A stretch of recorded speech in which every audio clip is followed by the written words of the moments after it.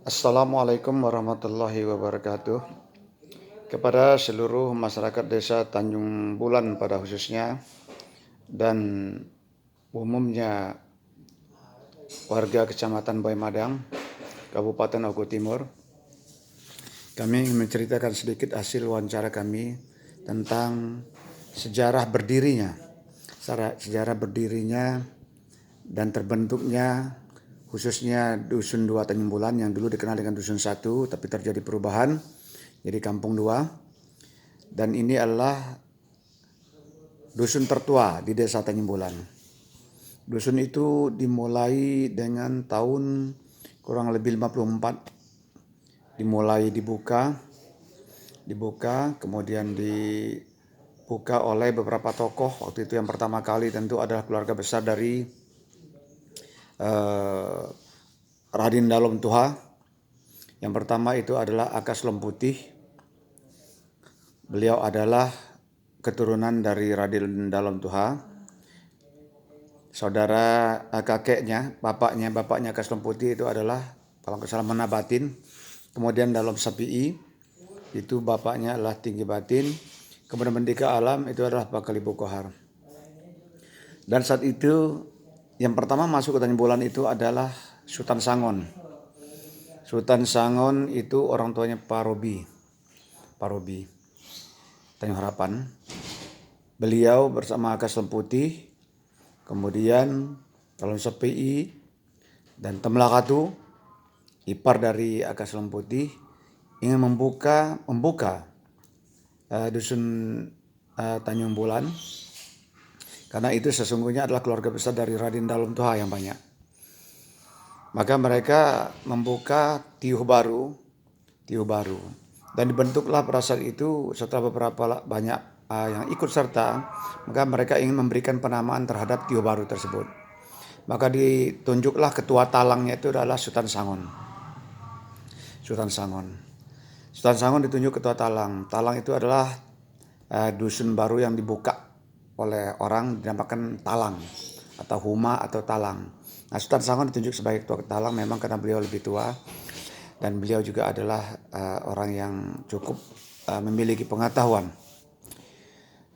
Dan akhirnya muncullah nama yang pertama adalah Damar Bulan. Damar Bulan itu kebetulan ada yang merujuk kepada suatu kampung di daerah Muara II.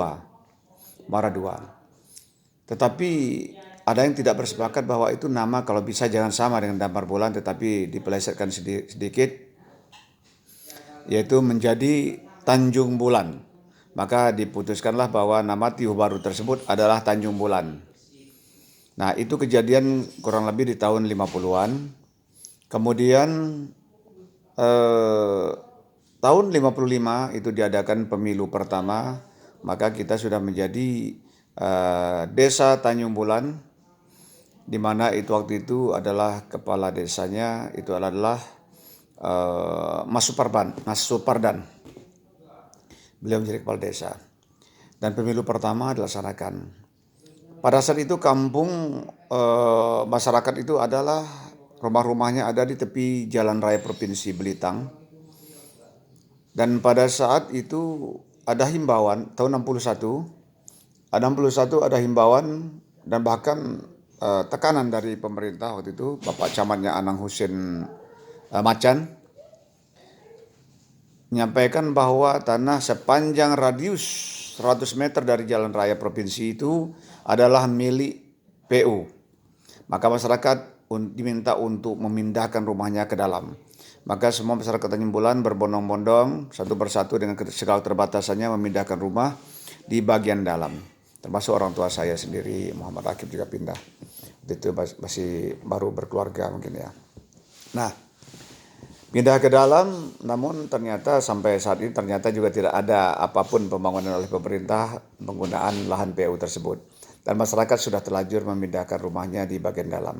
Namun sekarang sudah banyak juga yang membangun sampai tepi-tepi jalan dan sebagainya. Meskipun tidak bisa keluar sertifikat karena itu dianggap tetap masih milik PU atau milik pemerintah. Kepatinya saat itulah Kepati Hasan. Kepati Hasan ini apakah ya orang tuanya dia rusak orang tua persis, tapi mungkin ya tahun 61. orang tuanya Bapak Gubernur Herman Deru. Nah, jadi karena tekanan itulah masyarakat pindah ke bagian dalam.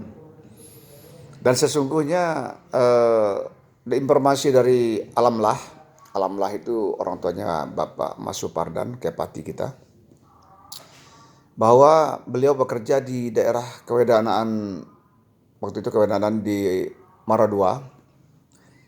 Dari pemerintah Belanda saat itu mereka sudah tahu bahwa tahun 25, 26 sampai dengan tahun 26-an, maka pemerintah Belanda menyatakan bahwa daerah arah ke Belitang sana itu yang sekarang disebut Belitang itu akan menjadi kota baru. Karena Belanda memiliki program ingin membayar jasa masyarakat Indonesia yang selama ini diperas oleh mereka, ditekan oleh orang Belanda asli Doosdekar atau Multatuli, bahwa Belanda jangan cuma memeras mengeruk hasil rempah-rempah dan hasil bumi Indonesia, tetapi juga harus membalas dengan membangun, yaitu berupa pendidikan, irigasi, dan transmigrasi. Jadi 3 program: transmigrasi, irigasi, dan pendidikan. Maka pemerintah Belanda mendatangkan penduduk dari Jawa tahun 29 dengan membuat bendungan BK 0 dan selanjutnya sampai BK berapa tuh 30-an barangkali, dengan kali bendungan yang berada dalamnya, KB 1, 2, 3 dan seterusnya. Maka masyarakat dari Jawa didatangkan pindah bertransmigrasi ke sana dan mendapatkan lahan-lahan untuk menjadi lahan pertaniannya. Maka sejak saat itu penduduk di sana mulai banyak, itu tahun 29. Dan masuklah Belanda pada tahun 1939, maka bendungan-bendungan tadi sempat dibom dan sebagainya sama Jepang yang kecewa, sama Belanda yang kecewa akan terusir oleh penjajah baru yang menyebut dirinya saudara tua Indonesia saat itu. Maka dikejar oleh orang tua saya. Pesawat Belanda itu dikejar oleh pesawat Jepang. Jadi sehingga bomnya tidak ada yang tepat menjatuhi bendungan yang sudah dibuat. Dan akhirnya bendungan aman sampai saat ini. Dan itu adalah tahun 29. Nah, itulah terjadinya pembentukan daerah baru, banyak nama-nama baru, Sri Tanjung, Girimuli, Sri Tanjung, terus Sumber Asri, Sri Katon, banyak-banyak nama-nama dari Jawa karena memang saat itu berdatangan penduduk Jawa. Dan Tanjung Agung itu mulai juga dibuka pada tahun 61 ke atas, di mana itu adalah dulu hutan belantara yang ada rawa-rawa juga menjadi padangan kerbau. Padangan kerbau yang terbesar saat itu adalah milik keluarga Ria Bisat Riakudu atau Riakudu, kemudian Radin Dalom, Ratu Puan, dan satu lagi saya lupa. Ada 4 yang memiliki padangan kerbau saat itu, termasuk kakek saya Radin Dalom.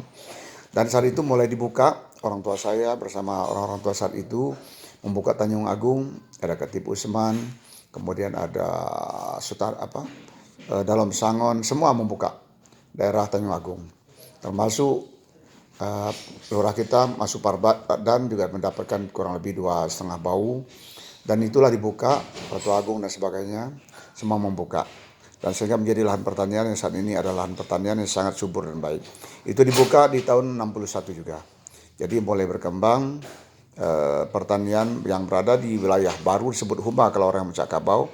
Yang dulu orang Muncak Kabau berpindah tempat dari Muncak Kabau desa yang sekarang ini ke tempat yang baru disebut namanya Huma. Dan ternyata Huma-Huma ini berkembang menjadi desa-desa baru, daerah baru yang jauh lebih maju, lebih ramai, lebih subur dan sebagainya. Itulah sejarah terbentuknya Dusun Muncak Kabau, Dusun Tanjung Bulan. Dulu Kampung 1 akhirnya berubah pada saat kepala desanya Sinang Marga entah kenapa menjadi Dusun 2 Tanjung Bulan. Tetapi sesungguhnya dusun yang paling tua itulah Tanjung Bulan. Tanjung Rejo, Waihalem pun masih kalah dengan Tanjung Bulan, duluan Tanjung Bulan. Apalagi Tanjung Sari. Itu barangkali ini sekedar sejarah singkat yang saya gali dari narasumber yang orangnya sudah sangat tua saat ini. Pertama Solman Tanjung Bulan, kemudian Pak Nulung Sarwani, ada Ahmad Ali, dan Maci. Jadi inilah orang tua saat ini yang ada di Tanjung Bulan. Barangkali saudara memiliki informasi yang lain yang bisa melengkapi kesejarahan ini, bisa nanti kita diskusikan di lain waktu. Terima kasih. Assalamualaikum warahmatullahi wabarakatuh.